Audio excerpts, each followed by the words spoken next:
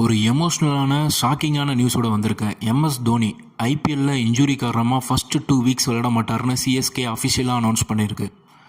Which indicates first 4 or 5 matches Dhoni விளையாட மாட்டாருங்கிறது உறுதியாகியிருக்கு. வரலாற்றை ஒரு தடவை திருப்பி பார்த்தோம்னா இதுவரை 3 போட்டியில் மட்டும்தான் சிஎஸ்கேக்காக தோனி விளையாடாமல் இருந்திருக்காரு. 2 தடவை அதில் இன்ஜுரி, ஒரே ஒரு தடவை உடம்பு சரியில்லைன்னு சொல்லிட்டு மும்பை இந்தியன்ஸ் கூட விளையாடாமல் இருந்திருக்காரு.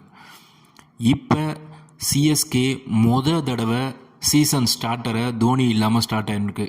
எய்தர் தோனி, ரெய்னா, ஜடேஜா இவங்க 3 பேரும் இல்லாமல் சீசனை சிஎஸ்கே ஸ்டார்ட் பண்ணுது. Which indicates CSK enters into new எரா.